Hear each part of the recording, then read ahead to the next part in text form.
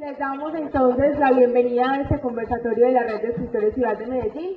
Recuerden que este es un programa de la Alcaldía de Medellín en convenio con la Universidad de Antioquia y que hace parte del Plan Municipal de Lectura Medellín Lectura Viva.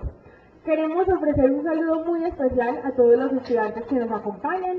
Ellos pertenecen a las instituciones educativas Gonzalo Restrepo Jaramillo, Luis López de Mesa, San Vicente de Paúl, Juan de Dios Koch, Federico Sanam, Juan Cancio Restrepo y El Salvador. También obviamente queremos hacer extensivo este saludo a nuestro invitado especial, Javier Naranjo, a todos los docentes, a los talleristas que nos acompañan y demás asistentes en este lugar. La Red de Escritores Ciudad de Medellín es un programa que busca potenciar el aprendizaje, la sensibilidad literaria y la capacidad de comunicación oral y escrita en los niños, niñas y jóvenes de la ciudad de Medellín. Así comenzamos entonces este conversatorio. Invito a la docente tallerista Lenny Muñoz para que nos hable un poco más sobre nuestro invitado especial, Javier Naranjo. Que lo disfruten.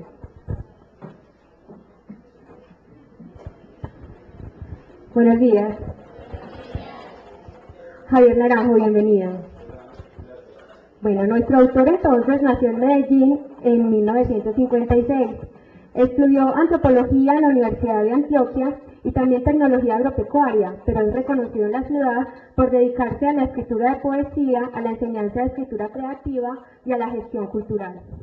Se ha desempeñado en la dirección de instituciones como la Casa de la Cultura del municipio de Carmen de Viboral y el Centro Comunitario Rural Laboratorio del Espíritu en El Retiro, Antioquia. En el Carmen fundó el grupo literario Sabia. La obra poética de Naranjo es valorada positivamente por los críticos y el público en general. Sus creaciones han sido publicadas en distintas antologías literarias, revistas y periódicos de Colombia y del exterior. Entre sus producciones tenemos Orval Home, asimismo Gulliver, Proyecto Gulliver, Festival Internacional de Poesía de Medellín y Fundación France Liberté, El Diario de Mamos, A la Sombra Animal,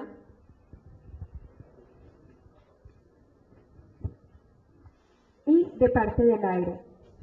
Esta vez queremos destacar la obra Casa de las Estrellas, publicada por la Universidad de Antioquia y la editorial Alfaguara y Aguilar, las editoriales. Una recopilación de definiciones infantiles recogidas en los años 1999, 2000, 2006 y 2009. Este libro surge entonces como resultado de la obtención de una beca de creación del Ministerio de Cultura de Colombia. Está compuesto por definiciones poéticas de conceptos e imágenes creadas por niños durante los años en que Javier Naranjo trabajó como coordinador de talleres de sensibilización y estimulación de la escritura poética. Dichos talleres estaban dirigidos a niños de la ciudad de Medellín y de algunos municipios del oriente antioqueño. Por último, cabe mencionar que Javier Naranjo ha sido finalista del Premio Nacional de Poesía Universidad de Antioquia en 2 ocasiones y el Premio Nacional de Poesía Eduardo Cote Lamos. También fue finalista del Premio de Poesía El Fuego en las Palabras y participó en el Festival Internacional de Poesía en Curtea de Artes, Rumania, en 2001. Sobre él, por ejemplo, autores como Pedro Arturo Estrada han dicho: la poesía de Javier Naranjo camina por el linde entre la luz y la sombra, entre este y otro mundo, y como resultado, la extrañeza, cierta clara ambigüedad, una manera de pensar en el sueño. En esta dormida vigilia, el poeta mira al mundo y lo interroga, se mira a sí mismo y se desconoce. A esa luz, las mínimas y cotidianas cosas nos llenan de perplejidad, y como camina al borde de lo dormido, evita pisar la hojarasca. Sus poemas son escritos con pincel y con niebla. A continuación, entonces, una estudiante de la institución educativa Gonzalo Restrepo Jaramillo va a leer el poema de Javier Naranjo llamado Gatos.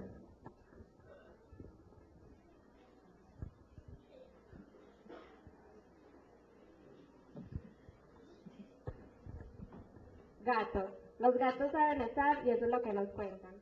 Detenimiento, atención al mundo y al cuerpo que recorren con deleite. Ellos no se bañan, se reconocen.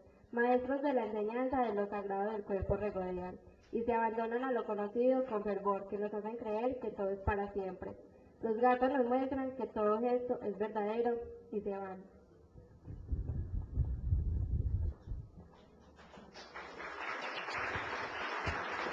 A continuación, entonces, la compañera Jenny va a presentar unos estudiantes que van a leer sus producciones. Bueno, buenos días. Antes que todo, hay que reconocer a Javier Naranjo como el pionero de los talleres de escritura creativa en la ciudad. Talleres de escritura creativa para niños y jóvenes.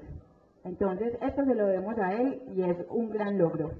A continuación, entonces, damos paso a la lectura de algunos estudiantes que van a compartir las producciones que llevaron a cabo en los talleres de la red de escritores. Ellos son del género poético. Llamamos entonces a Jorge Cardona, de la Institución Educativa El Salvador, del grado 8.2.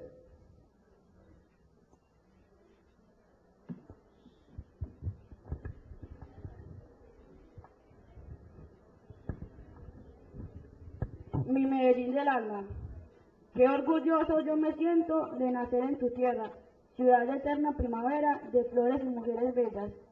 Qué orgulloso yo me siento de esta tierra pujante, de su gente, su cultura y sus grandes personajes. Botero con sus gordas embellecen mi ciudad, y Carrasquilla la lectura nos enseñó a amar. Y ahora para despedirme solo les puedo decir, soy paisa y antioqueño y en esas tierras quiero morir.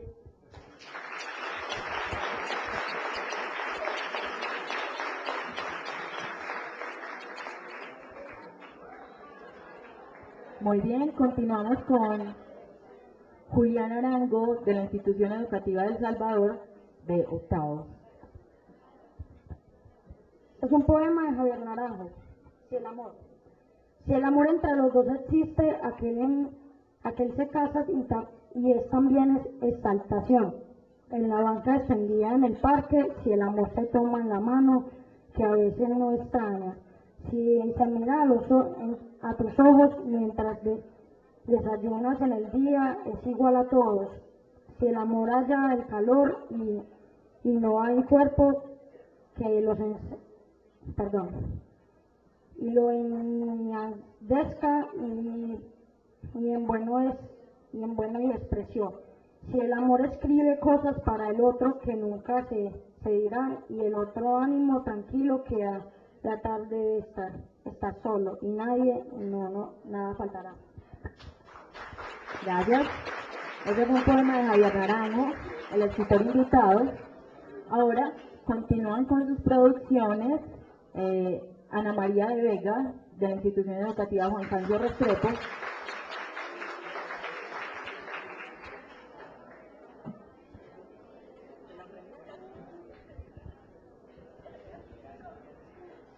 Pero ¿cómo? Quiero volar, pero ¿cómo? Quiero hechitar, pero ¿cómo? Quiero saber qué dicen los perros, pero ¿cómo? Quiero saber qué hacen las rocas, pero ¿cómo? Quiero ser un hada, pero ¿cómo? Quiero ser una sirena, pero ¿cómo? Quiero hacer tanto, pero ¿cómo?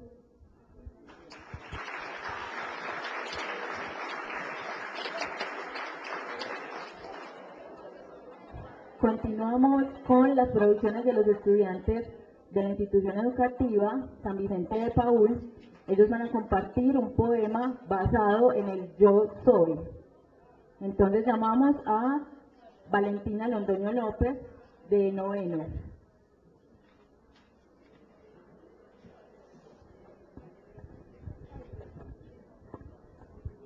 Yo soy la última gota del universo.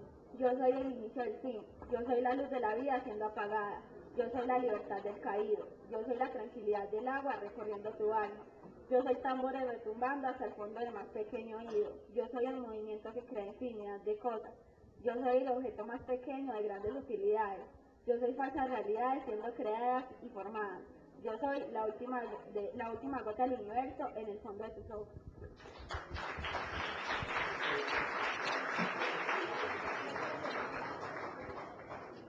Muy bien, continuamos con Mateo Jaramillo, de la Institución Educativa San Vicente, del grado noveno.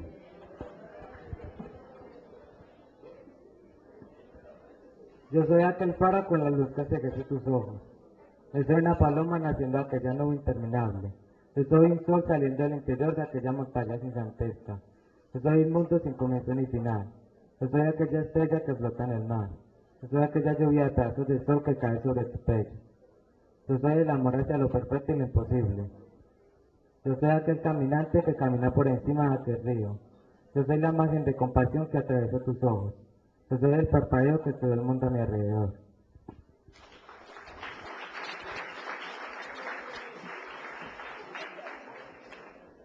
Y finalizamos la lectura de los estudiantes con Juliet Natalie García Caro, también de la Institución Educativa San Vicente de Paúl, del grado 9.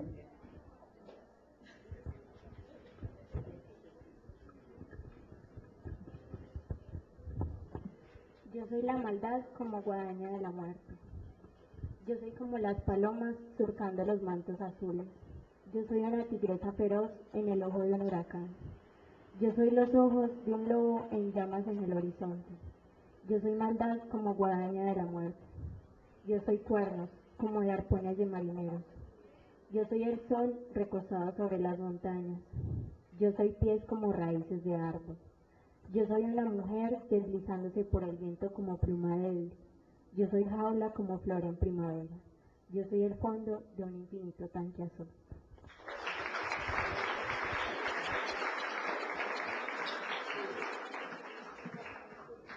Damos paso entonces al conversatorio con Javier Naranjo, nuestro escritor invitado, y lo va a llevar a cabo el docente tallerista Juan Felipe Espino. Muchas gracias.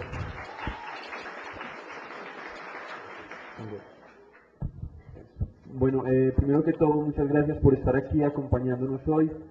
Sé que estaban esperando el conversatorio con muchas ansias porque es uno de las actividades más interesantes en el semestre de los talleres. Entonces, bueno, espero que estén todos muy atentos, escuchando, porque Javier tiene mucha ganas de compartir con nosotros ese recorrido que tiene en la poesía.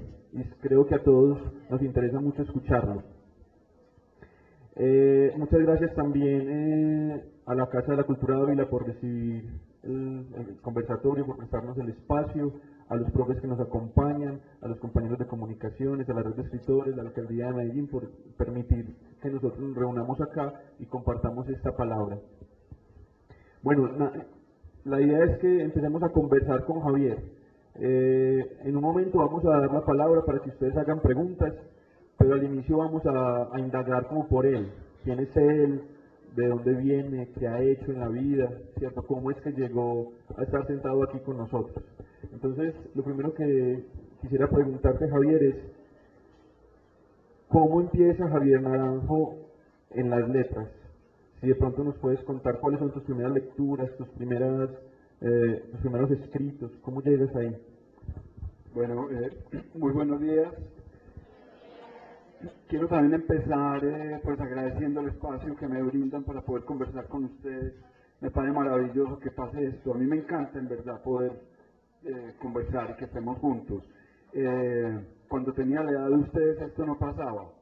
Yo lo conté en otro evento, en otro encuentro con estudiantes también de la red, pero en otra parte, en San Cristóbal, y es que para mí todos los escritores estaban muertos, así que yo siento decepcionar a algunos de ustedes si esperaban ver aquí un viejito muy achacoso, viejito sí, todavía no muy achacoso, o de pronto muerto, que sabemos, porque quizás pensemos, ya creo que ustedes no, por este proceso de la red tan interesante, quizás tendamos a pensar a veces por los planes de estudio y los escritores que nos invitan a leer, que muchos de ellos, o todos, ya no están vivos, ya no pertenecen a este mundo, digamos así. Sé, para fortuna, vuelvo y lo digo, que ese proceso que ustedes llevan es muy interesante, es muy valioso, y que ustedes estén desarrollando a través del lenguaje como su personalidad, su manera de entender la realidad del mundo y de entenderse ustedes también. Eso me parece importantísimo. Así pues, agradezco, no voy a entrar a detallar uno por uno, pero me sumo a los agradecimientos, a cada uno de los agradecimientos que dio Felipe y a los profesores que están acompañando este proceso también. Así pues, qué rico que estemos aquí. Y paso a contestar la pregunta que me hace Felipe. A ver, yo creo que muy niño, mi papá, que no terminó primaria, no pudo hacerlo porque vino del campo, de un departamento que se llama Caldas, que tiene una gran influencia antioqueña también. Es decir, Caldas, toda esa zona allá del eje cafetero, como saben los profesores y muchos de ustedes también, fue fundada y colonizada y habitada por antioqueños, por arrieros que iban llevando y trayendo mercancía, arrieros antioqueños, y fundaban pueblos en esos riscos, en esas montañas. Pues mi papá nació allá en un pueblito que se llama Manzanares, y mi papá solo pudo, y se vinieron por la violencia. La violencia no es algo de ahora, les toca a ustedes, lamentablemente confiemos en que pronto podamos decir otra cosa en el país, que hay paz. Pero en ese entonces se tuvieron que venir a Medellín, una familia muy numerosa, de 9 hijos, y mi papá era el mayor de los 9 hijos, y como tal le tocó salirse a ayudarle a su abuelo a levantar la familia. Total pudo hacer como hasta tercero o cuarto de primaria. No tuvo la fortuna que tuve yo de poder terminar una carrera y lo que ustedes están haciendo, de estudiar y ojalá de continuar en ese propósito, de terminar sus estudios. Entonces se salió, pero me inoculó, digámoslo así, me dio un pequeño veneno que agradezco toda la vida y que sigo agradeciendo, y es el veneno de la lectura. Eso les puede sonar rarísimo, veneno de la lectura, pues es un dulce veneno, digámoslo así, un contagio muy necesario, creo yo. ¿Por qué? Porque él por su cuenta empezó a leer una cantidad de cosas y no entendía nada. Así como cuando ustedes cogen un libro que todavía no está disponible para su espíritu o su corazón o su mente, lo pueden dejar, en algún momento va a llegar el tiempo en el que van a poder acercarse a él, ¿cierto? Él leía y no entendía nada, pero leía y leía, y en medio de su lectura llegó a desarrollar gusto por muchas cosas, por filósofos griegos y por cosas así, en unos libritos pequeñitos que aún conserva, que se llamaban de la editorial Thor. Y yo los olía porque olían delicioso, unos libros naranjaditos que venían de Argentina, y yo no sabía qué era lo que había ahí, qué era lo que decía ahí, pero yo veía a mi papá leyendo, y yo decía, esto tiene que ser bueno, desde que él se mete en ese mundo y olvide su trabajo como obrero, porque empezó a trabajar como obrero en una fábrica, pero yo lo veía ahí tan metido que yo sentía, aquí tiene que haber algo rico, aquí tiene que haber algo bueno, yo quiero como untarme de eso, a ver qué es eso que hay ahí. Empieza mi papá entonces, y ahí va lo de las primeras lecturas, a traerme libros de la Biblioteca Pública Piloto. Yo era un niño, tenía 7, 8 años, y me empezó a traer unos libros que a mí me cambiaron la vida y que recuerdo con mucho cariño, pero sobre todo recuerdo cómo lograban que el mundo se me borrara. Es decir, la situación en la casa no era fácil. Yo puedo decir que no aguantamos hambre, pero era una situación difícil. Era una situación difícil. Yo podía estudiar, para mi papá lo primero era poder comer. Éramos 2 hijos apenas. Mi papá, como buen paisa, quería tener como 9 hijos también, más o menos la misma historia que le tocó a él. Pero en algún momento le pregunté yo, ya adulto, que qué había pasado, qué pasó con los 7 hermanitos que nos debían, ¿cierto? A mi hermana y a mí. Entonces mi papá dijo, no, fue que se dañó la máquina. Y bueno, siquiera se dañó la máquina porque, bueno, porque 9 bajo esas condiciones no hubiera sido nada fácil. En todo caso, digamos que tuve el privilegio también de una familia amorosa. No puedo recordar a mi infancia no la recuerdo como ni triste, ni desagradable, ni violenta, para fortuna, pues. En cambio de eso, me llevaba estos libros y recuerdo a Emilio Salgari mucho, Felipe. Aventuras, Emilio Salgari, que eso es una maravilla. Eso sigue siendo maravilloso. Julio Verne, Mark Twain, un autor norteamericano que tiene unas historias de unos niños en el río Mississippi que se llaman Tom Sawyer. Bueno, eso es maravilloso todo eso. Exacto. Es maravilloso todo. Y yo me metía a leer, en un sofá me quedaba las horas leyendo y leyendo, y para mí el mundo no existía. Hay una pequeña historia que quiero agregar ahí. Es que yo no tenía libros propios. Mi papá, no teníamos cómo comprarlos. Mi papá me traía libros entonces de la biblioteca, pero había un compañero, un vecino, que tenía una colección de unos libritos así chiquitos de Emilio Salgari, que entre otras cosas Emilio Salgari, italiano, nunca salió de Italia y pudo contar por el poder de su imaginación y el poder de su pluma, de su escritura, pudo contar aventuras en África, en Asia, Sandokan era un pirata, y después yo me entero, pasados los años yo me entero que él no salió de su país prácticamente, él no conoció esos sitios, pero fue capaz de contar esas historias de una manera que a mí me arrebataba. Pero este amiguito, este amigo, tenía unos libritos pequeñitos, yo le decía, ¿me vas a prestar los libros? Y me decía, bueno, yo te los, miren la tortura a la que me sometía, yo te los presto, pero me tenés que conseguir revistas de caricaturas. En ese entonces decíamos muñequitos, Tío Rico, La Pequeña Lulú, Tribilín, Batman, algunos superhéroes que todavía sobreviven y otros que ya han pasado a mejor vida. Ahora hay otros nuevos también. En ese entonces se conseguían esas revistas de una editorial que también recuerdo con mucho cariño, que se llama Editorial Novaro, mexicana. Y había un compañero, había un amigo que tenía cerros de esas revistas. Yo tenía que ir a pedirle las revistas. Claro, yo las leía, encantado, leía, devoraba esos muñecos. Las leía encantado, pero tenía que pagarle la revista al amigo para que me soltara un librito cada tanto. Y como a veces eran libros que se continuaban, yo era desesperado, bregando a ver cómo. Leía un libro, seguía el otro libro, y yo decía, bueno, ¿yo cómo puedo seguir leyendo esto? Y el otro no me prestaba, o no lo encontraba, o en fin, era una tortura la que me sometía con esos libros, pero gocé infinitamente. Ese fue, digamos, el comienzo de la lectura. Pero tengo que agregar algo.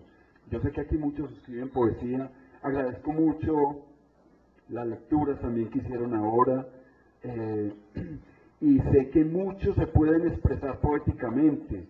Cada uno, cuando yo estaba pequeño, estaba solo. Ustedes tienen una maravilla en lo de la red de escritoras escolares y en el apoyo que les están prestando y en las bolas, digamos así, que les están parando, en el interés que tienen los profesores en ustedes también. Porque cuando yo empecé a escribir, cada uno estaba solo en eso, no había quien te acompañara, salvo pues la compañía de la casa. Entonces yo no ni escribía poesía en ese entonces, ni leía poesía. Está bien, digamos que la lectura llegó a vos de una manera muy familiar, es decir, a través de tus seres más cercanos, y digamos que por eso la lectura es entrañable, te conecta directamente con tu familia, con tu padre, con esa historia.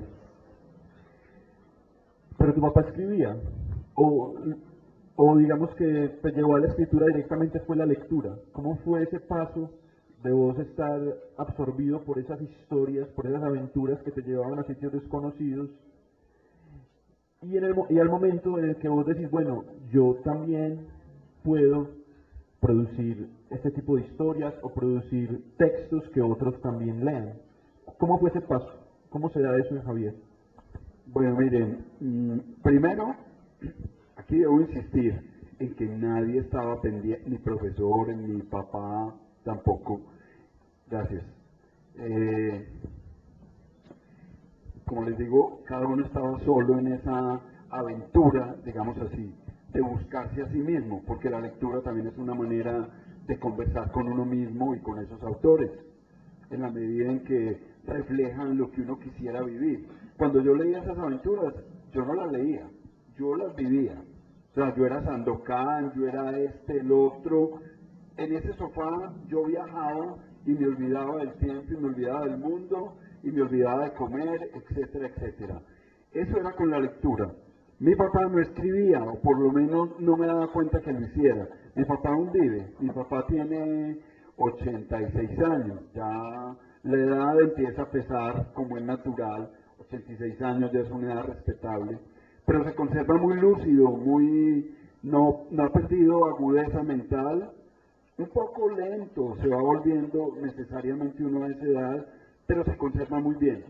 Y me he dado cuenta, pasados los años, me di cuenta que escribía algo, pero Felipe, yo no he visto lo que escribe.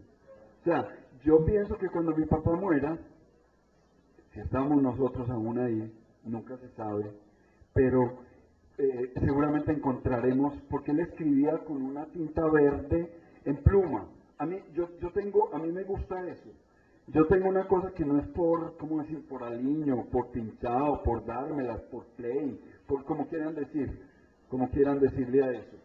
Y me gusta mucho escribir con plumas.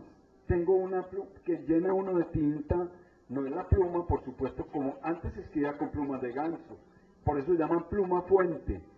Antes le partían a la pluma de ganso la puntica y los escritores en la Edad Media llenaban en un tinterito, porque eso tiene un cañón, ustedes lo saben, como las gallinas también, tiene un pequeño cañón que es capaz de guardar un poquito, de depositar tinta, y vos podías escribir en ese entonces. Después vinieron las plumas fuentes, a mí me encantan, me gustan mucho. ¿Por qué? Yo creo que fue que me pegué de ver a mi papá que escribía en una, que con una tinta verde, y yo veía como mágicamente cuando él llenaba y chupaba la tinta de un tintero y escribía, yo pensaba que cuentas de la casa, cuentas de... luego vendió remedios en municipios de Antioquia. Era algo que se llama un agente viajero, que llevaba remedios y de un laboratorio, en este caso alemán, y lo vendía por municipios. Iba 2, 3 días. Y nosotros vivíamos en Caldas, Antioquia, no por allá en el departamento de Caldas. Y ese prestigio, digamos, ese encanto de ver a mi papá, esa cosa que a mí me fascinaba, de ver cómo llenaba la pluma y creo que eran cuentas, pero a lo mejor me va a llevar la sorpresa, vuelvo y lo digo, de que no eran cuentas y no cuentos, porque nunca he querido mostrar nada de lo suyo, nada. ¿Cómo llega la escritura? Yo no escribía, pero estaba mucho más grande que ustedes. ¿Aquí hay hasta qué grados, Felipe?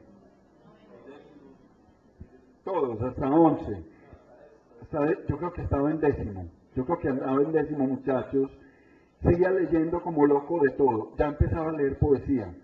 Porque hubo un momento en el que entendí que la poesía no eran solo palabras rebuscadas que se escribían de para abajo, que a muchos de ustedes les puede parecer bobada, pero se necesita para llegar a pensar distinto de eso. En ese entonces, quizás la poesía era eso para muchos. Se escribía de para abajo con palabras muy rebuscadas. Y yo decía, no, esto es muy maluco, esto es muy aburrido, yo no entiendo de esto. No entiendo de esto y me gustan las aventuras. Me encantan son las aventuras. Pero una vez, en décimo, miren, nos hacíamos 2 filas de muchachos que leíamos. Era un colegio en La Estrella que se llamaba el San Juan Eures.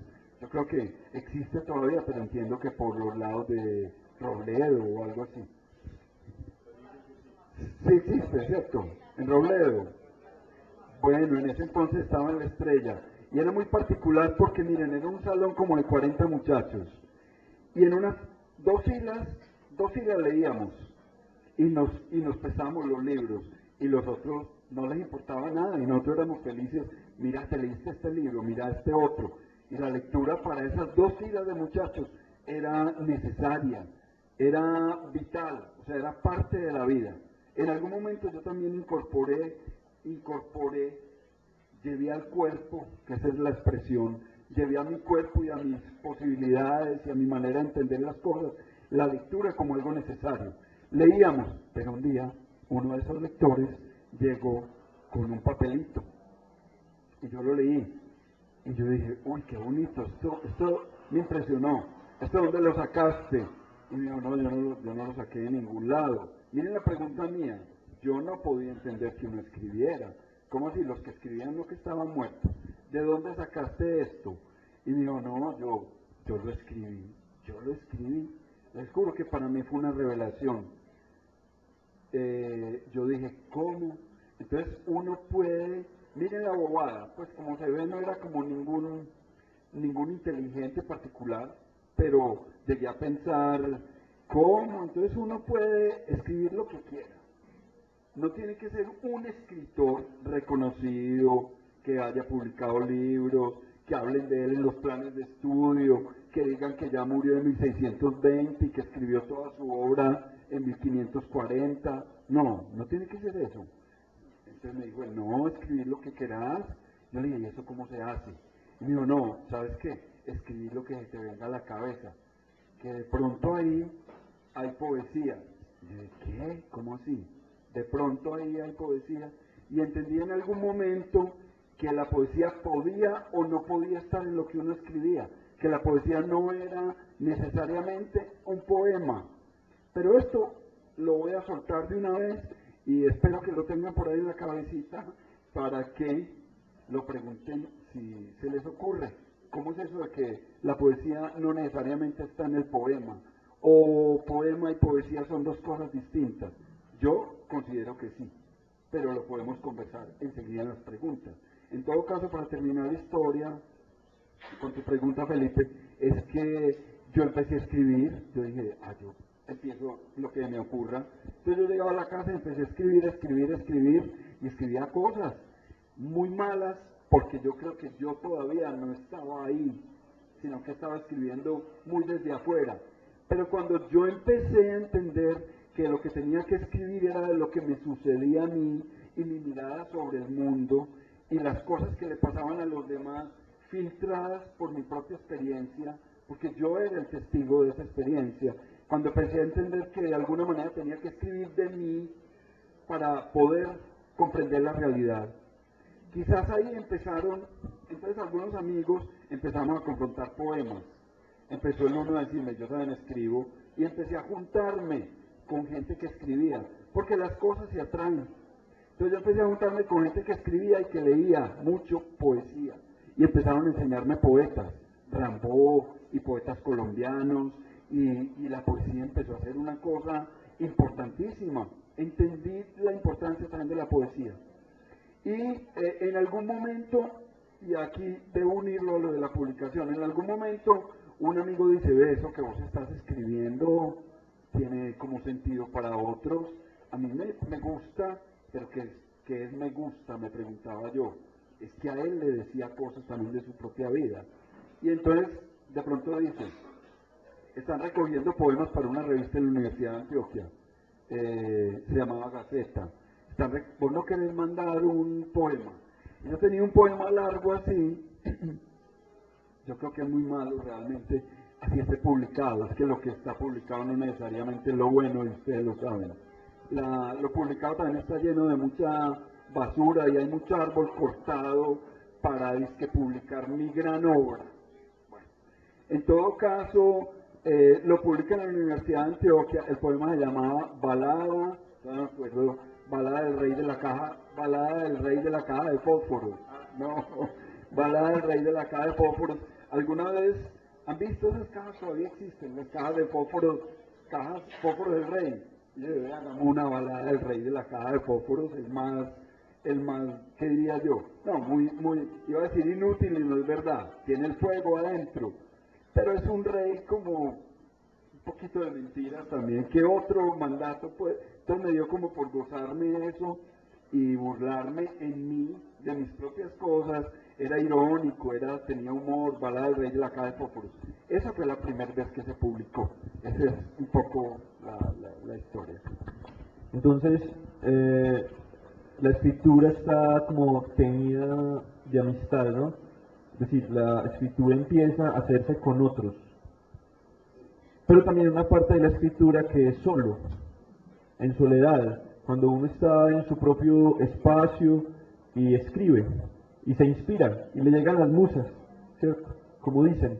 En ese aspecto, Javier, yo quisiera que nos contaras, porque muchas veces pensamos que el único espacio para escribir es el taller, y entonces hacemos los ejercicios del taller con mucho agrado, con mucho gusto, nos gusta, pero llegamos a la casa y de pronto no escribimos. Entonces quisiera que nos hablaras de esa intimidad tuya al escribir. ¿Cómo es tu casa? ¿Cómo la dispusiste para escribir? ¿Cómo ha sido ya esa relación en lo íntimo? Ya nos hablaste de tus amigos y la escritura, ahora un poco más como de tu espacio, tus rituales para escribir, si escribís descalzo o en calzoncillos, no sé, alguna cosa así. Bueno, a ver. Primero hay que recordar que yo no tenía un taller de escritura, nunca pude asistir a algo parecido. Los he dictado, pero yo no tenía esa alegría y esa, no solo alegría que tienen ustedes con todas estas compañías alrededor de, y ayudas y apoyos alrededor de su escritura y su lectura. No había nada de eso. Yo empiezo a escribir con los amigos, nos reunimos, pero hay la fiebre de la poesía, está la fiebre de la poesía, pero yo escribía en soledad, o sea, en mi casa, en mi cuarto, no había un taller donde hubiera unos ejercicios de escritura. Yo escribía en mi cuarto, en mi casa, y de pronto aparecía un poema. Yo sigo sintiendo que los poemas aparecen, que los poemas surgen, que ¿de dónde? Bueno, vos decís las musas, ¿cómo se llama eso? La inspiración. Pero tengo una sensación, a mí me sucede así, chicos. Hay cosas que a vos voy a decir una palabra que para muchos de ustedes debe ser quizás desconocida, o me equivoque, y la conozcan muchos también, y es obseden. Las cosas te obseden, o te obsesionan, o te tocan mucho.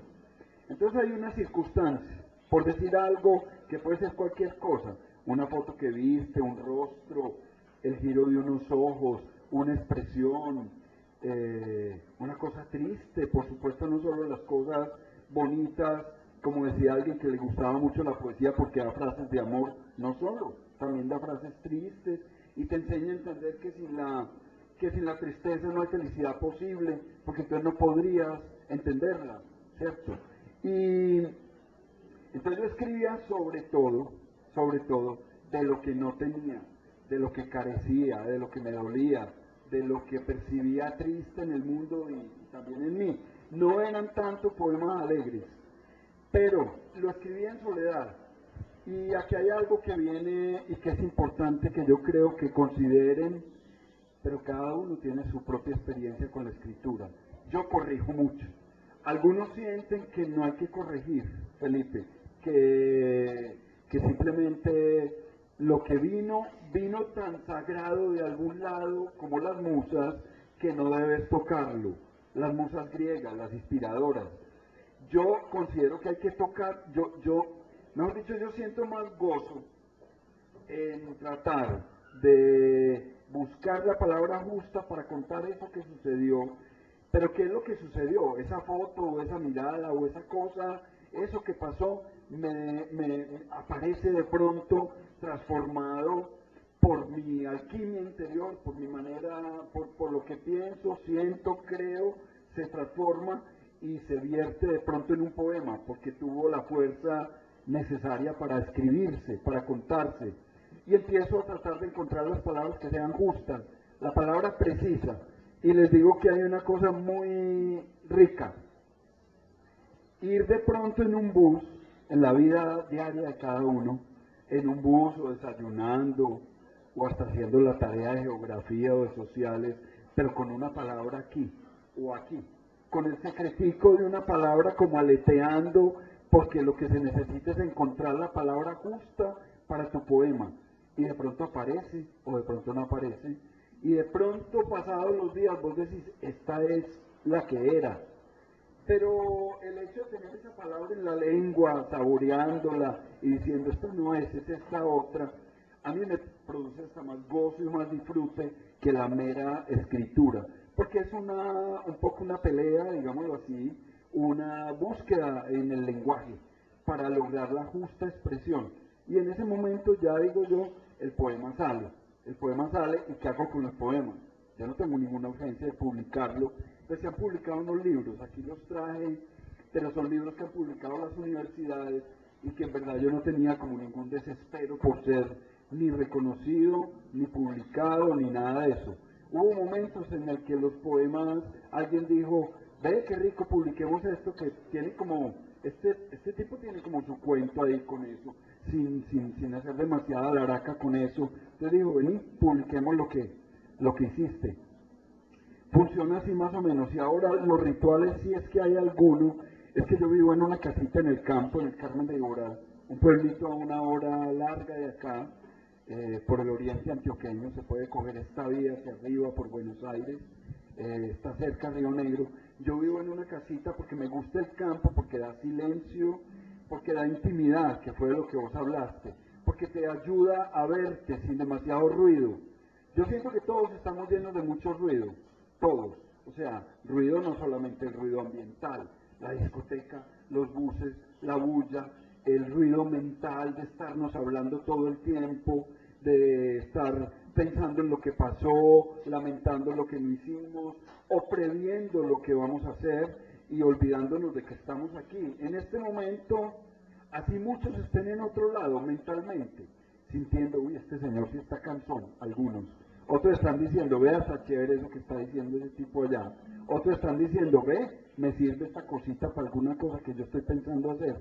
Otros dirán, ¿cuándo acabará esta vaina? Todos, cada uno está en su película interior. Y muchos de ustedes estarán pensando en algo que ya pasó, o qué rico que esta pendejada se acabe, porque yo quiero ir ahora a comerme por allí un pastel bien delicioso. Bueno, quiero decir, ¿cuántos estamos aquí de verdad? O sea, hay una pelea siempre, digo yo, por encontrar el presente, por encontrar el presente. Los budistas hablan de eso. Qué rico que fuéramos capaces solo de que cuando estemos lavando, de verdad estemos lavando. Cuando estemos con alguien, podamos como mirarlo a los ojos y uno sentir que está de verdad con ese alguien.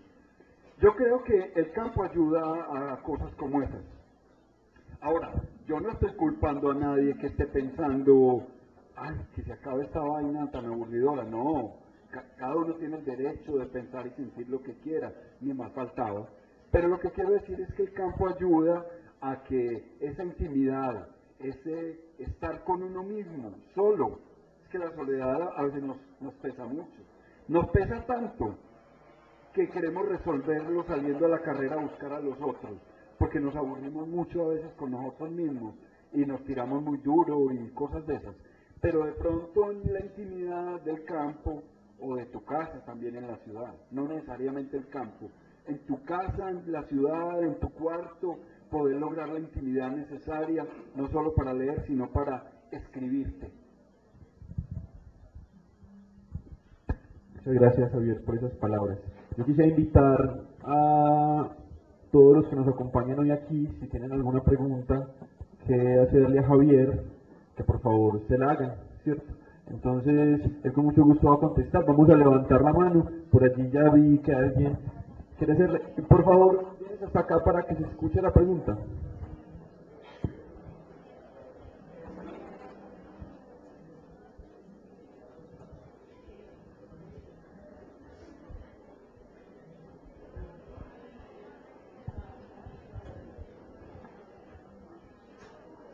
Yo le quisiera preguntar, ¿usted cómo se inspira para los poemas?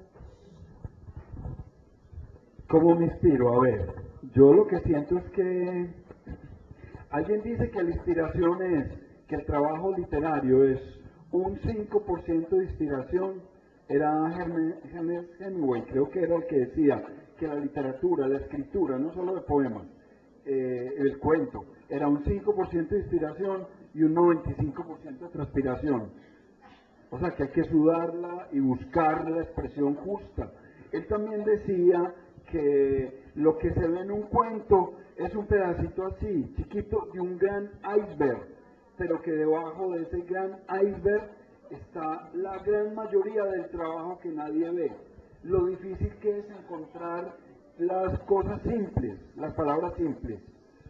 ¿Cómo me inspiro? Yo lo que siento es que suceden cosas, me suceden cosas. Y de pronto ni siquiera me quedo pensándolas. Algo en uno se queda como pensándolas o sintiéndolas o entendiéndolas o tratando de entenderlas a través del poema. Me explico, a veces esas cosas que suceden las puedo entender cuando me leo, cuando leo lo que hay ahí. Y eso solo me basta. A ver, yo les digo, la publicación viene por añadidura, no se peguen de eso, pues muy rico publicar, Uno se siente todo contento y todo orgulloso de ver el nombre de uno puesto en un libro diciendo, ay, no puedo creer, soy yo. Eso como que te distingue del mundo. Un amigo contaba una historia que es hasta divertida porque decía, una vez yo publiqué el primer libro de poemas y salí a la calle y nadie me reconocía. Eso tiene su ironía divertida, que iban a reconocer el mundo muchas veces, piensen en esto, el mundo muchas veces puede prescindir de lo que hagamos, o sea, pues los libros que publiquemos pues nos pueden llenar de orgullo, pero de pronto no cambien nada en el mundo. En tu mundo sí, y eso solo vale la pena. Yo tengo un poco de cuadernitos de esa edad, desde cuando empecé a escribir, y puedo rastrear ahí por donde he caminado un poco y entender qué preocupaciones he tenido, porque no solo son poemas, también escribía, hoy me encontré con tal y tal y tal, digamos que son especies de diarios. Yo llevo bitácoras también, y ese es el mejor, lo que ustedes hacen, muchos de ustedes, es lo mejor que puede hacer uno, tener un cuadernito y un libro en la mochila, y que el libro te acompañe, y que el cuaderno también cuando necesites contar cosas, y de pronto ahí hay poesía, y hay valor literario, hay fuerza en las palabras, que a los demás les van a revelar también emociones, fuerzas, y cosas del mundo, ¿no?, importantes. Es como si la inspiración te cogiera de repente en alguna parte y tuvieras que estar preparado con tus herramientas para poderla registrar. Es que mira, Felipe, yo no sé, la verdad, yo no soy un escritor de oficio, a mí me invitan como escritor y yo tengo que decir, yo soy el primer sorprendido, no se asombren de esto, miren, hay libros publicados y ustedes dirán, pero si tiene libros publicados es escritor, bueno, quizás esa es la medida para muchos, que ser escritor es tener libros publicados. Alguien decía, un gran escritor decía, un poeta es alguien que escribe, Jean Genet, un francés, decía, un poeta es alguien que escribe sin ser escritor. Les voy a explicar por qué. Esto puede tener mucha discusión y es muy interesante como pensarlo y conversarlo, porque podemos estar en desacuerdo, de acuerdo, en fin, es interesante pensarlo. Él a lo que se refería es a algo, y es que los poemas suceden, los poemas pasan. Yo no creo que uno pueda, mi experiencia pues ha sido así, yo no creo que uno pueda sentarse a las 8 de la mañana a escribirle un poema a la reina del colegio, no creo, a menos que la reina del colegio te impresione tanto, te arrastre tanto, que vos digas, estoy fascinado por ella, estoy impactado por ella y me toca, porque te toca, porque te duele, ese poema a la reina va a tener verdad, si no, solo van a ser palabras, ¿cierto? Entonces, carentes de esa profunda verdad que tiene que tener lo poético. Entonces, yo lo que creo, Felipe, es que la poesía pasa y te asalta de pronto. Y con esto de no ser escritor, quiero decir también lo siguiente, yo no sé si mañana yo voy a escribir poemas. O sea, a lo mejor se quedan los 4 libros ahí. Me dolería mucho que ese hálito o si quieren inspiración o esa manera de, porque es que me ayuda a entender la realidad y a entenderme la realidad, la poesía. Es útil porque nos ayuda a pensarnos, ¿sí? Y a pensarnos en función de los demás, no como guardaditos en un cuarto nada más, a pensarnos, a sentirnos y a vernos en función de los demás, porque somos eso también, los demás, los mismos dudas, los mismos miedos, etcétera. Yo no sé si mañana, ojalá pudiera seguir pasando, pero les confieso que no sé si mañana voy a escribir un poema porque no soy capaz de decir, ay, la poesía me abandonó, ya no me pasan poemas, venga, yo me siento a hacer un poema. Me cuesta trabajo pensarlo. Y la verdad, hay gente que lo hace y hasta puede que le funcione. Porque alguien también decía que la inspiración, ojo a esto, que la inspiración te pille trabajando. O sea, alguien decía, sentate y trabaja que de pronto ella llega. Bueno, quizás. A mí me cuesta trabajo por mi propia experiencia, pero no quiere decir que no llegue, puede que llegue. Y solamente te tengas que sentar a escribir. Un poquito forzándote. Pero como yo no funciono así, ojo con eso, eso no hay reglas, no hay fórmulas. Es mi propia experiencia. A mí me costaría trabajo pensar que me voy a sentar a hacer unos poemas sobre tal o cual tema. Yo dejo que pasen, así que no sé si vienen más. Bueno, ¿quién más quiere hacer una pregunta? Bueno, a mí sí me parece importante que de pronto aquí los estudiantes, pues que muchos de los estudiantes que hay acá podrán venir de una situación a la que nosotros no somos ajenos, que es una situación de violencia, un orden público, unas temáticas, pues unos temas que de verdad nos comprometen mucho como sujetos sociales y como pues como humanos, como personas condescendientes y conmocionados con la situación del otro. Los chicos pues están en una edad muy dura donde están formándose y donde están perfilándose y desarrollando su identidad y están en un medio de violencia. De pronto, ¿ustedes qué indicación les daría a ellos? De pronto, ¿qué consejo o qué apreciación tiene para tomar la lectura y la escritura como forma de enajenación a este tema de la violencia? Mira, alguien decía, un escritor por ahí decía, le decían a él más bien, y lo que voy a hablar es como de su respuesta. A él le decían que entonces la literatura era escapismo, que era para escapar del mundo, y la escritura también. Y él decía, ¿y qué? ¿Y qué? Supongamos que fuera una herramienta como la que vos decís, una herramienta para salir del mundo momentáneamente y poder contar todas esas cosas que nos duelen tanto. Y al ponerlas en el papel nos ayudamos muchísimo. Yo trabajo en una biblioteca rural, estoy en el Retiro, una biblioteca, trabajo con campesinos. Y miren, muchos de ellos, muchachos también, muchos de ellos han salido de aquí, desplazados por la violencia, a irse a ser mayordomos allá, a vivir en el oriente. Entonces, muchos de esos muchachos nos están llegando a la biblioteca con grandes problemas también, y problemas familiares muy duros. No estamos, es importante considerar eso, lo que vos decís, no estamos sintiendo solamente, ni más faltaba, que la poesía o las palabras y la lectura y la escritura están al servicio de lo bello, de lo bondadoso, de lo bueno, también están para que nosotros contemos lo duro que nos pasa. Solo también, o sea, están ahí para eso, para contar lo duro que nos pasa, lo triste que nos pasa, y para tratar de sublimarlo, de llegar a otro territorio de vida, para no quedarnos ahí, ni lamentando lo que nos pasó, ni pegados ahí, y trascenderlo un poco, porque la escritura ayuda.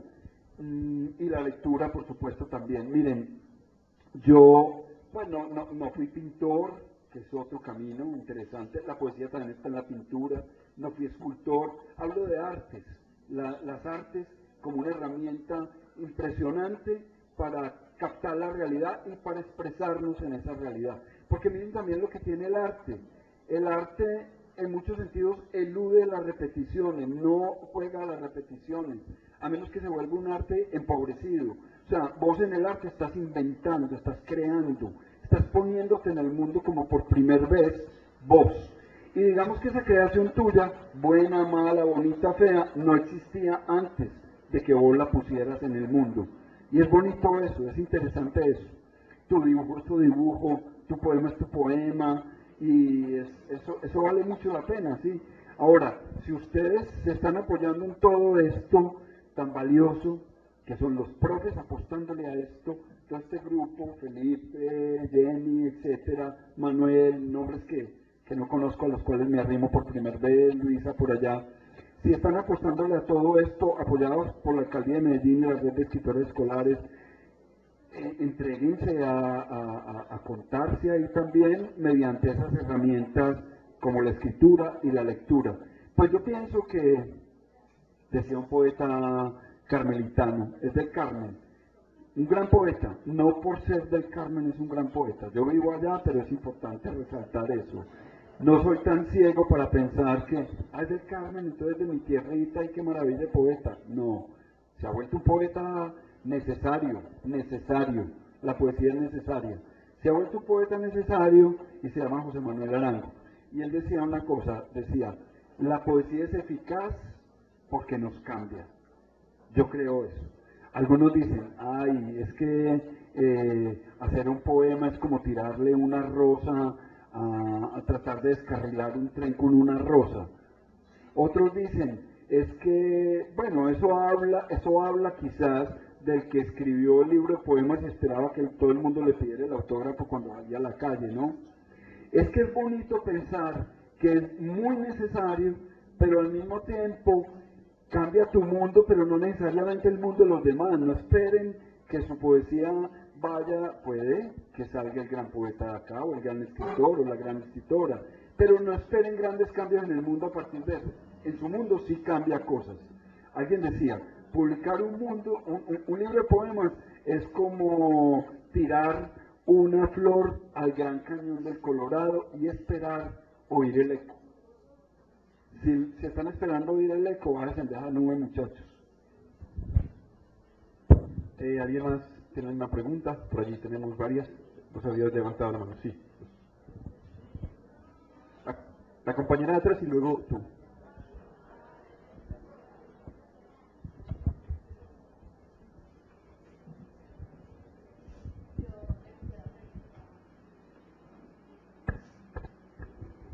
Yo te quisiera preguntar, pues, ¿qué es ese poema que tú creas que a nosotros nos va a servir? ¿Por qué te inspiró? Entre tantos poemas, ¿cuál tú lo lees y lo lees, pero no te vas a cansar porque crees que es el mejor que tú has escrito?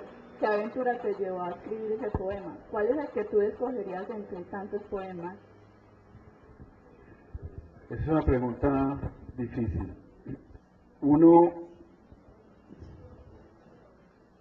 Uno normalmente es muy crítico con sus poemas. O sea, este es el último libro que se publicó. Yo le tengo todavía cariño porque siento que está más ligado a lo que yo siento y pienso ahora, ¿cierto? No es que los otros digan que son horribles, ahí están ya en el mundo, ellos verán que se defiendan solos. Ya están en el mundo y yo no voy a ir por el mundo diciendo, miren mi libro de poemas como es de bueno. No. Que se defienda solo en el mundo si vale la pena, o que quede en un cajón guardado si no vale la pena. Pues que sea el tiempo en el que diga eso. Yo tiendo a algo que puede que no sea simpático para alguno de ustedes, tengo que admitirlo, y es hablar de muchas cosas que carezco. La poesía mía, digamos que no es alegre, sino que más bien habla a veces de lo efímero de la vida, de la pérdida, de la condición humana, que pasado el tiempo cada uno va reconociendo, y es la pérdida como una parte de la condición humana normal, ¿sí? Hay un poema, me cuesta trabajo pensar que es el más, o no tengo como esa categoría, pero si me permiten les leo este poema y quiero también hasta contarle la pequeña anécdota de donde surgió, porque y quizás eso ayude a responder la pregunta en qué se inspira usted, un poco con mayor claridad de lo que pude hacerlo ahora. Miren, la historia es yo creo que hasta la historia puede ser mejor que el poema, pero no, como no hago cuentos, entonces, es el otro, no escribo cuentos, ni escribo novela, ni me interesa pensar como creen algunos que la poesía es el primer paso para llegar a cosas grandes, ser novelista. También les digo que repiensen eso, porque García Márquez decía, yo siempre quise ser poeta y solo pude ser novelista. Pero las novelas de García Márquez y los cuentos de García Márquez están repletos de poesía, de esa profunda fuerza del lenguaje. Ahí hay poesía en todo eso, por eso es que nos gustan y nos llevan a tantas partes. Estaba en un pueblo, trabajaba con profesores, hacía unos talleres con profesores. Y esa noche, bueno, había que descansar porque madrugaba el otro día a hacer talleres de escritura y de lectura con profes, como con 30 profes, contándoles a ellos también la importancia de la lectura en los planos de estudio, de escritura. Y estaba en un hotel viejísimo en el marco de la plaza. Pero esa noche había fiestas en el pueblo y yo empezaba el lunes el trabajo con los muchachos, con los profes. Entonces Yo digo que que el hotel no estaba en el marco de la plaza, sino que estaba en el marco de la fiesta, porque era una fiesta y como era de madera, un viejo hotel, ya medio desvencijada la casa, retumbaba la madera toda la noche y se oían pasos. Yo creo que más que hotel era un poco como motel, ¿cierto? Entonces llegaba, entraba gente y la fiesta y la rumba y bueno, yo tratando de descansar y diciéndome todo el tiempo en la cama, tengo que descansar. Y ustedes saben qué es lo que pasa cuando uno está en esas, no se duerme, porque uno está tan necesitado de descanso que tiene la cabeza pendiente de eso y no hay posibilidades de dormir, pues no dormí nada. Luego llegué a la casa, no pasó nada. Llegué a mi casa en el Carmen de Iboral, y después recordé esa noche ahí, recordé la noche ahí y escribí esto. Condición del ajeno. Me gusta llegar a un cuarto que no tenga nada mío. Ni un cuadro, ni unas sábanas, ni huellas, ni mi olor. Me gusta saber que nada ahí es mío. Todo es apenas el rato que duermo en lo provisorio, o en lo provisional si quieren. Todo es apenas el rato que duermo en lo provisorio. En la madrugada oigo pasos al otro lado de la puerta. El piso de madera retiembla y afuera en el lavamanos una boca anónima escupe. Había un lavamanos y todo el tiempo había alguien lavándose las manos. Yo digo que Poncio Pilatos era una poma pues al lado de ese, porque se necesitaba lavarse más las manos que Poncio Pilatos. Todo el tiempo estaba con alguna culpa que quería lavar y estaba ahí al lado de la puerta. Y en el lavamanos una boca anónima escupe. Me gusta ese cuarto de hotel el poco nombre que tiene, los todos nombres que tiene. Reclino la cabeza en donde tanto la han reposado y pensaron y sintieron la nada que hay de ellos en todo. Es más o menos eso. Un cuarto de hotel, simplemente un cuarto de hotel donde sentí que estar ahí tenía algo, donde tantos habían reposado la cabeza, yo era otra cabeza más reposando ahí, tratando de reposar, y la nada que había en ese cuarto para mí, o sea, ahí no había nada mío, y todos los que llegaron ahí a lo largo del tiempo, no había nada de ellos, y sentía que eso se aplica a muchas cosas, a la nada que hay nuestra en todo, es más o menos eso. Bueno, muchas gracias. ¿Alguien más quiere hacer una pregunta? Qué rico tantas preguntas, qué bueno. Ojalá tengamos tiempo. Pero me extiendo mucho, voy a tratar de recortarle a las respuestas. ¿En algún momento pensó que lo que está haciendo es lo que quería hacer? En algún momento pensé que si lo que estaba haciendo era lo que, pues, esto me fue pasando con el tiempo, el que se fueran publicando los libros, esto fue pasando, pero ¿saben qué? De verdad estoy como tan agradecido con la posibilidad de que la poesía me haya dicho tantas cosas. Yo leo un poema, pues de muchos, tiene que conocer a Szymborska, si algunos ya la conocen, una poeta polaca, que es de una sencillez, premio Nobel, porque cada vez apunta uno más a lo sencillo. Yo me siento tan agradecido cuando uno lee un poema y la vida, digámoslo así, me pudo dar la oportunidad de saber qué era eso, porque miren, hay mucha gente que no sabe qué es un poema, y hay un poeta argentino, un escritor argentino, que decía que aquel, póngale cuidado a esta expresión, aquel que ignora la poesía es un mutilado. Y uno dice, ¿qué? Eso suena muy duro, ¿mutilado de qué? Y lo he venido entendiendo, ¿saben qué? No es que uno tenga que ser arrogante. Ay, yo entiendo la poesía, esta gente no lo entiende, luego yo soy inteligente, ellos son brutos, luego yo soy poeta, agudo y los demás no, ojo con eso. Uno no va por ahí como sintiendo que por entender la poesía es más que alguien o que cualquiera, no. Pero el argentino lo que decía era que el que ignora la poesía de la vida, le falta como una especie de órgano para aprender el mundo, para coger el mundo, como si le faltara un sentido. A veces tengo esa sensación, porque hay mucha gente que se acerca a la poesía y dice, ¿sabes qué? Yo no entiendo, alguien me dijo a mí una vez, oye, yo no entiendo para qué está la poesía en el mundo. Y yo dije, hay un territorio, yo ya supe que había un territorio que esa persona y yo no podíamos tocar. No es que lo despreciara, pero había algo que él y yo no comulgábamos, y era la conciencia de que la poesía es necesaria en el mundo, tiene que estar en el mundo.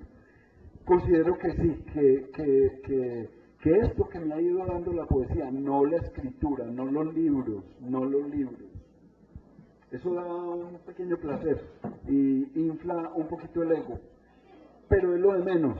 Lo que da la poesía, eso es una cosa que yo considero que rescato mucho, que me gusta mucho sentir que eso, que he podido, que no le suene pinchado por favor, que he podido como disfrutar la poesía y saber lo valiosa que es en el mundo. Bueno, vamos a hacer, ¿cuántas preguntas más podemos? Sí, bien. ¿Alguien se alzaba la mano ahorita?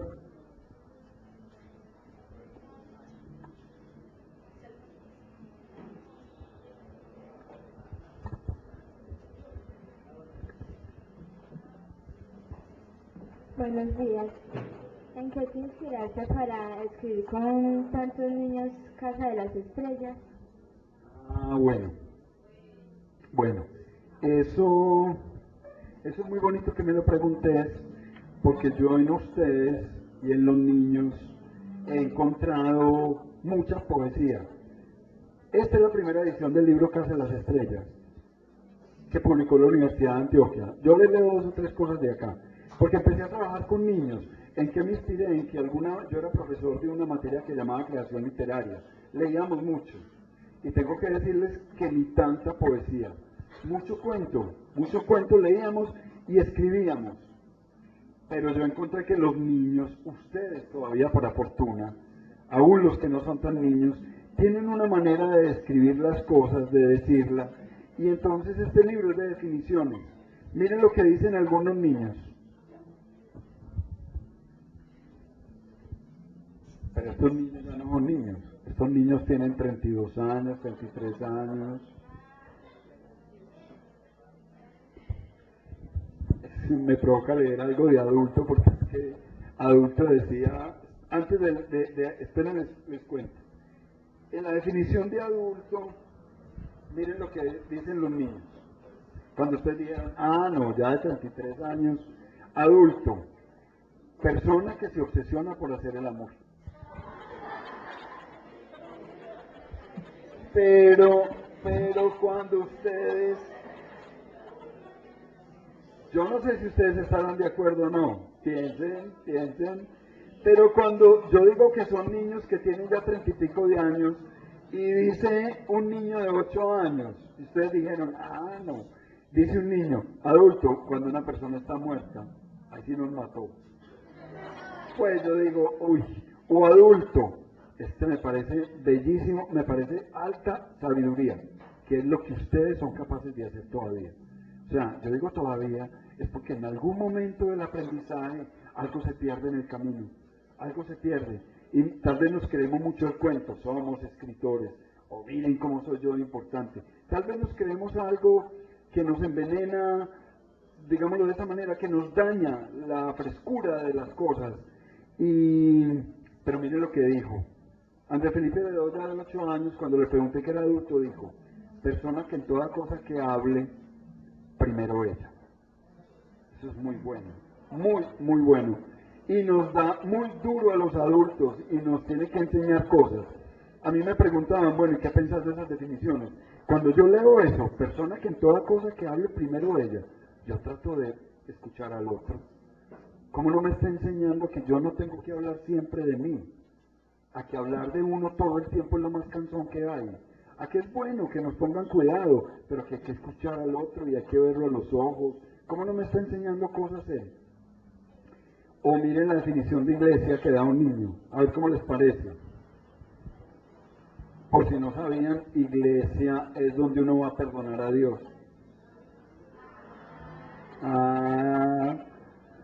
O instante. Miren qué duro. Aquí hay palabras duras, hay palabras fuertes, hay palabras tristes, hay palabras de todo.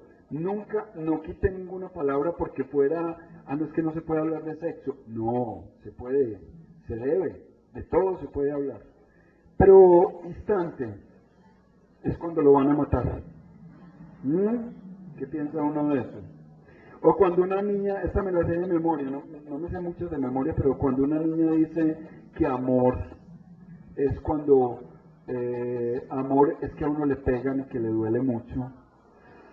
Yo me entristecí, yo dije, uy, cuando yo era profe pues de ellos, yo dije, ¿y qué pasa con esta niña si siente que amor es que a uno le pegan ya grande? Sigue sintiendo ya grande que amor es que a uno le pegan y que le duele mucho. Triste. Entonces, padre, sí, claro. Miren, ¿qué me inspiró para esto? A que alguna vez le pregunto a los niños donde yo trabajaba en un colegio, porque yo era profesor de creación literaria, que les pregunto qué es un niño. Y uno de ellos creo que dice algo así como que un niño es un amigo, tiene el pelo cortico, no toma ron y se acuesta más temprano. Y digo, no, esto es una cosa muy bella. Pues me pareció tan bien, tan bonito, tan interesante. Y seguí buscando y el libro finalmente se hizo. Pero tengo que decir, yo no empecé a buscar un libro, el libro se hizo. Padre, que ya vamos a celebrar el Día del Padre, a ver cómo sienten ustedes esto. Luisa Fernanda Borrero, de 9 años, dice, padre, es una persona muy especial porque nos tuvo en su corazón cuando nos tenían en el vientre. Bonito, ¿no? Muy bonito. Padre, y miren y aquí está en el libro, padre, Simón Peláez, de 11 años, es el que me dio la cosa que tengo en la mitad de los 2 muslos. Lo particular,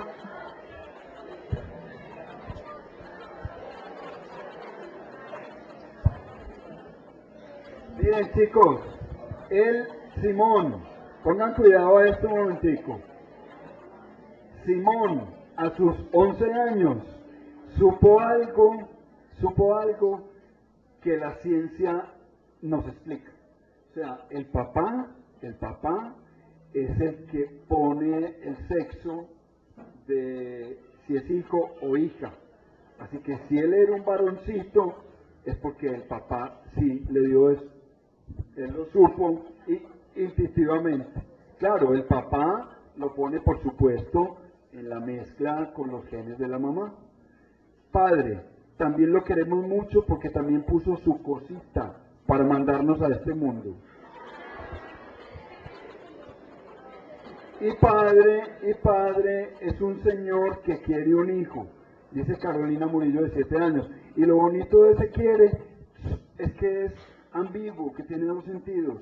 Padre es el señor que quiere un hijo, él lo quiere, lo abraza, lo apapacha, como se diga, lo mima, lo quiere, pero también puede ser el señor que desea tener un hijo. Muy bien, otra pregunta. Por acá.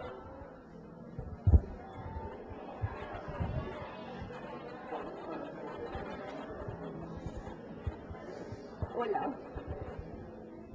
Ahorita estamos hablando, que él nos dijo, de que ahorita podíamos hablar de cuál es la diferencia de poesía y poema. Entonces, ¿cuál es la diferencia? Yo te agradezco mucho esa pregunta, es importante. Miren, pienso esto. Yo prefiero decir, cuando leo un libro de poemas, miren el libro de poemas, que decir un libro de poesía. Entiendo esto. Octavio Paz, el escritor mexicano, decía que el poema, chicos, miren, esta es la diferencia, que el poema es el caracol donde resuena la música del mundo, y la música es la poesía. O sea, digamos que la poesía, yo entiendo que la poesía está en el mundo, está en tantas cosas, no solo en lo bello, en el señor que vende crispetas y está conversando con su hijo. Uno puede entender en ese momento la belleza que puede haber ahí, la revelación del instante. Una luz que de pronto da en el rostro de alguien, te revela poesía. O sea, la poesía está en el mundo, como si el mundo fuera un tapete y el entramado del tapete, el tejido, la urdimbre del tapete fuera la poesía. Es decir, como si la poesía constituyera el mundo. Aún lo terrible y aún lo cruel, aún está contando ahí cosas, lo poético. ¿Y qué pasa? El poema es en donde, con palabras en este caso, es un artefacto hecho de palabras. Con palabras en este caso podemos atrapar, puede que no lo atrapemos, podemos atrapar el sentido poético del mundo. Miren, hay libros y libros de poemas, y de pronto lo que tiene ese poeta es que encontró un truquito y escribe con ese truquito, pero la verdad del mundo no está ahí, o la verdad de él no está ahí. Entonces uno a veces, cuando tengan más entrenamiento, más ojo aguzado, digamos, o sensibilidad aguzada, hablo del ojo interior, por supuesto, del ojo del espíritu, como se quiera decir, cuando tengan un entrenamiento mayor y una sensibilidad mayor, detectando la buena de la mala poesía, la buena de la mala. Alguien decía, es que no hay ni buena ni mala poesía, ¿hay poesía o no hay poesía? O sea, entonces van a entender que muchos de esos poemas no tienen poesía, y uno dice, ay, qué cosa como tan bien hecha, con palabras como tan pinchadas, tan bien escritas, pero ¿y dónde está la verdad, la profunda verdad? De pronto van a empezar a hacerle así a las palabras, a tratar de encontrar una verdad que no hayan. En ese sentido, poema y poesía son dos cosas distintas para mí, como si el poema a veces pudiera contar lo poético de la vida. Bien, otra pregunta, por aquí adelante, ¿no? No, es que no. Bueno, tú atrás,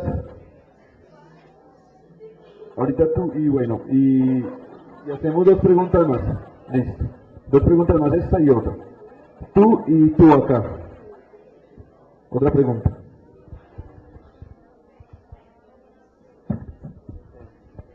La pregunta mía es, usted nos decía que el mundo es poesía y que la poesía constituye al mundo. Entonces, ¿qué hace que Javier Naranjo haga poesía para el mundo?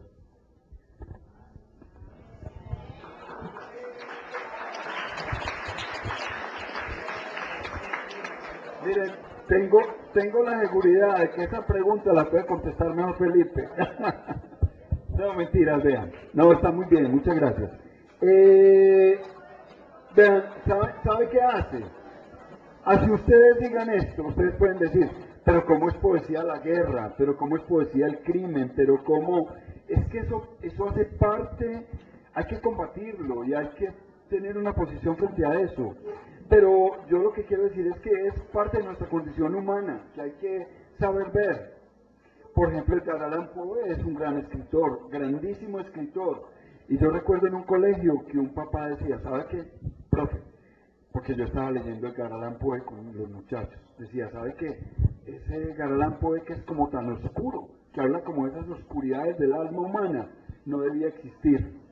Yo, por supuesto, no estoy de acuerdo con eso. Todo tiene que existir, pero ojalá logremos erradicar el crimen y muchas cosas. Pero como condición humana hay que aprender a verlo. Yo pienso que ¿qué es lo que hace que yo haga poesía? Vuelvo y digo, quizás ya no vaya a haber más mañana o pasado mañana. De pronto algo en mí se calle y diga, ya, tranquilo. ¿Qué es lo que hace? La necesidad de seguir dando cuenta del milagro de existir. ¿Saben? La vida es un milagro. Estar vivos es un milagro que hay que agradecer además, aún con nuestras circunstancias a veces tan duras. Ustedes dirán, un milagro y yo como le he pasado de maluco, como me han tratado de maluco. Tal vez a través de la poesía y de la escritura y de la lectura de poetas y de cuentos, en este caso, porque ustedes están aquí, no están en una red de pintores, en este caso que son escritores que están tratando de encontrar en la escritura su expresión y su mundo, como decía Manuel, de resolver los conflictos que la adolescencia trae. En este caso es importante que lo sigan haciendo. Yo sigo escribiendo porque algo en mí todavía quizás pervive de adolescente o de niño que se asombra ante el mundo y que quiere agradecer el mundo. Alguien decía que un escritor, que un poeta escribe porque quiere dar testimonio, ser testigo de la belleza, de la hondura, hasta de la pavura. La pavura es del pavor del mundo también, del misterio del mundo. Miren, el poeta es uno de los testigos que da cuenta del mundo maravilloso que habitamos. El poeta, el escritor, el artista, el escultor, todo esto. Yo creo que están ahí para no olvidar, para que nosotros, cuando los leemos, los vemos y disfrutamos y somos sensibles a su arte, para no olvidar la maravilla que es el mundo. Como si nos estuviera diciendo al oído un pintor, escuchen, no se pierdan esto, que el mundo es maravilloso. La última pregunta por acá.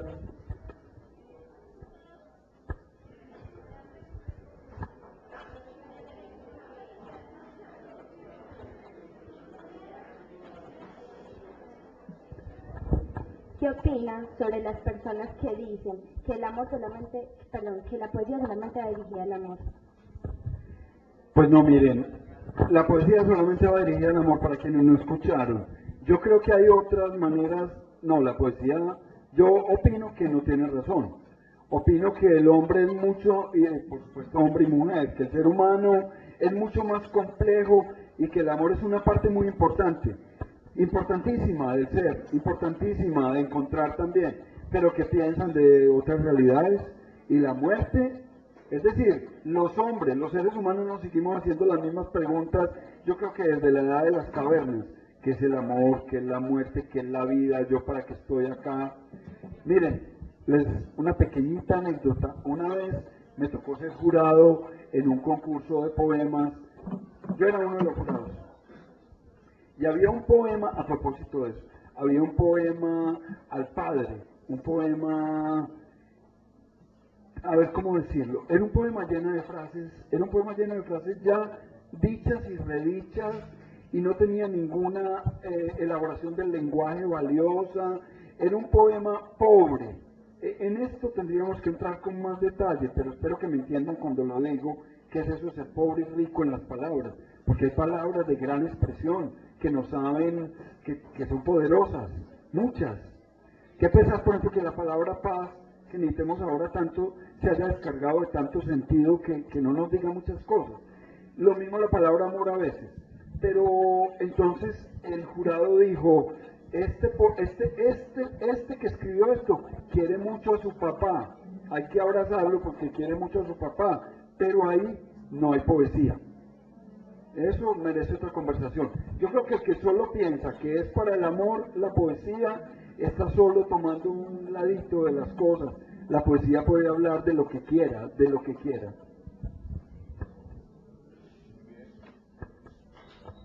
Muy bien, agradecemos pues. A continuación vamos a hacer una última sección, que es darte algunos obsequios que te tenemos de parte de la Institución Educativa El Salvador, que es producto de lo que hacemos todos los talleristas. Todos los talleristas hacemos una preparación para este conversatorio, una lectura muy detallada con el debido criterio con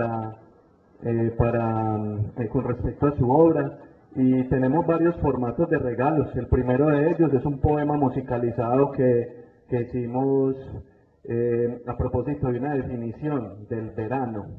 Entonces, Anthony y yo pues procedemos.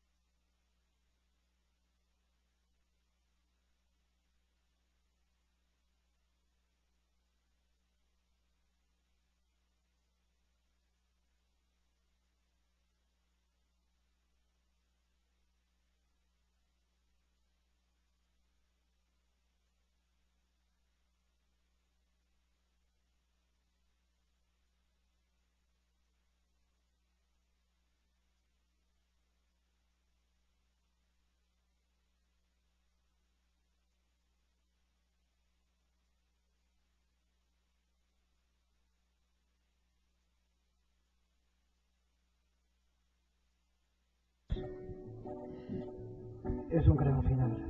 Para ellos es un comienzo que siempre vivirá.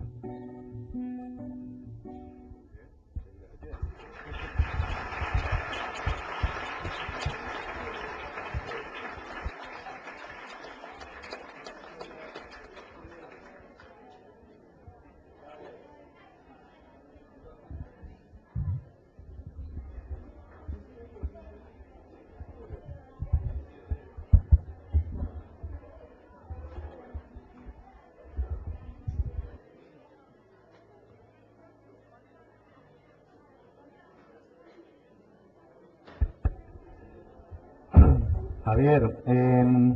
También leyendo Casa de las Estrellas leímos algunas de las definiciones, pues quedamos maravillados. Y a propósito de esa misma dinámica, a cada uno le asigné una letra. Fue un proceso pues que hicimos en la planeación, todo esto, le asigné una letra y cada uno hizo un montón de definiciones por esa letra. Algo muy interesante. Por ejemplo, me gustaría leer aquí un par de definiciones, especialmente de...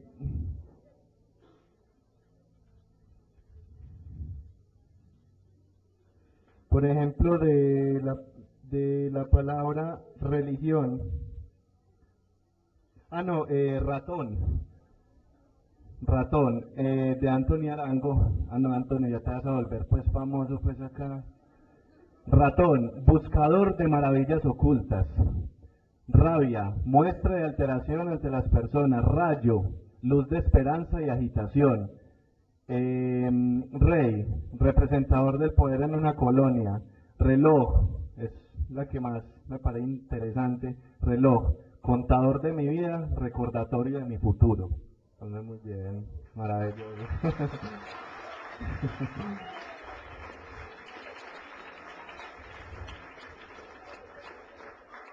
Bien, se hicieron 2 diccionarios entonces, uno te lo entrego así en hojitas y el otro lo hizo muy dedicadamente la compañerita María José, te lo decoró así con elefanticos.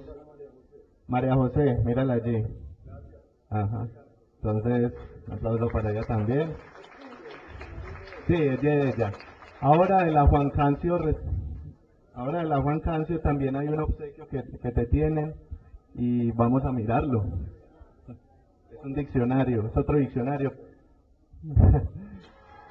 ¿Qué te parece si lees un par de definiciones de ahí? Patético, este está muy divertido, así de entrada. Patético, pan frío y crudo, patético. Sangrado, sandía bautizada. Luego, después de la tarde. Gatos, son pequeñas madejas de lanas juguetones. Qué bien. Bien.